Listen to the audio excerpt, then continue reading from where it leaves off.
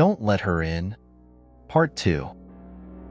After the horrific encounter with the doppelganger, I never stayed at Cindy's house again. Every time I looked at her, I couldn't help but remember the red-eyed creature wearing her face, trying to devour me. I thought it was over. I was wrong. It had been a week since that night, and Cindy hadn't spoken about the incident. She acted like it never happened, which was strange given how traumatized I felt. One night, she called me out of the blue. "Hey babe, can you come over? I'm feeling a bit off." The fear of returning to that house was overwhelming, but the concern in her voice made me push it aside. As I pulled into her driveway, the house looked darker than I remembered. Cindy was standing by the window, her silhouette barely visible in the dim lighting.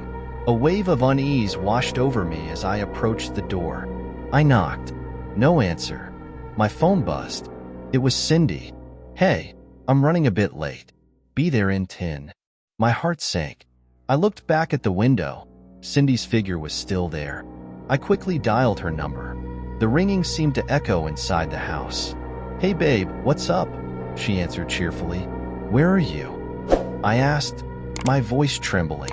"I'm stuck in traffic. I told you. I'll be home soon." My heart pounded as I looked back at the window.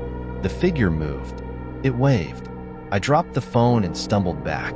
I had to get out of there, but as I turned, I heard the door creak open. The cold breeze coming from the house felt suffocating. Against my better judgment, I slowly turned to look. The door was wide open. A soft voice called from inside, a near-perfect imitation of Cindy's. "Come in, honey. Don't be afraid." I stepped back instinctively, but something was pulling me in, an invisible force tugging at my body. My feet scraped against the gravel as I tried to resist. Suddenly, the door slammed shut. I ran to my car and locked myself inside. My hands trembled as I tried to dial Cindy again. The phone kept ringing, but no one picked up this time. That night, I couldn't sleep. My mind kept replaying the events, and the image of that figure in the window haunted me. At around 3 a.m., my phone buzzed. It was a text from Cindy. "I'm outside." I froze. I hadn't heard a car pull up. My heart raced as I tiptoed to the window and peeked out. Cindy was standing outside, smiling, her eyes locked on mine. But something wasn't right. Her smile was too wide, too perfect, like a mask. I stepped back in horror, my breath shaky. I quickly texted back, "Go away." Her response came immediately, "Let me in."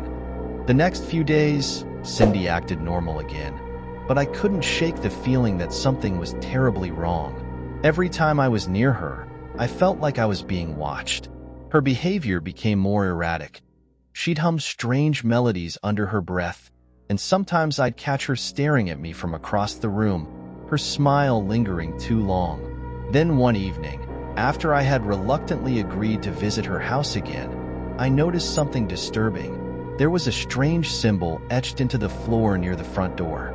It was faint, but the lines were deep, like they had been carved in haste.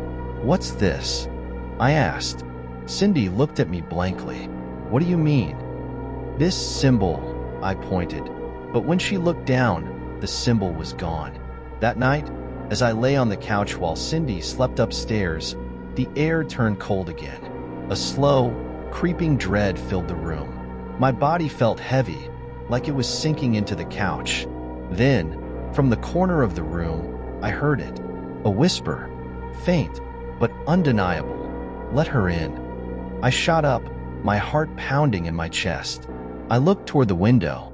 A shadow stood just beyond the glass, Cindy's doppelganger. But this time, it wasn't alone.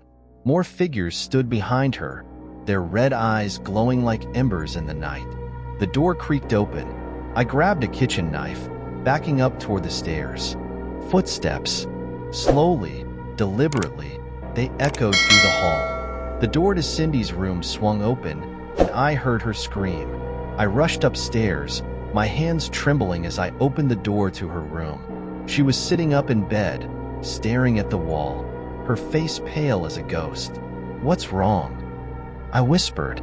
"They're here," she said, her voice hollow. Before I could respond, the windows shattered. The figures from outside poured into the room, their bodies twisting and contorting unnaturally as they entered. The doppelganger stood at the front, her grin wide, her eyes glowing with malevolent hunger. "Run!" Cindy screamed, pulling me toward the door. But it was too late. The room filled with an icy cold as the doppelganger lunged at us. Cindy grabbed my hand, and together we bolted for the stairs. As we ran, the walls around us warped, growing darker, closing in on us. The house was no longer the same. In the chaos, I realized something horrifying. Cindy had changed. Her grip tightened painfully around my wrist, and I glanced at her face. Her eyes were no longer the soft, kind ones I knew. They were dark, hollow pits, and her smile was twisted into something monstrous. "You should have never let her in," she hissed, her voice no longer human.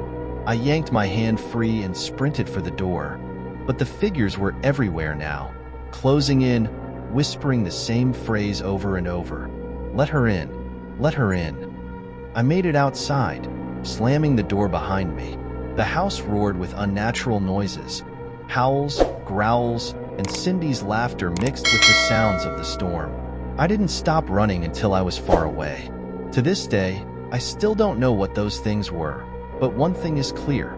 Cindy wasn't the same after that night, and neither was I. I moved to another town, far away from the house. But no matter where I go, I can still hear them whispering, "Let her in."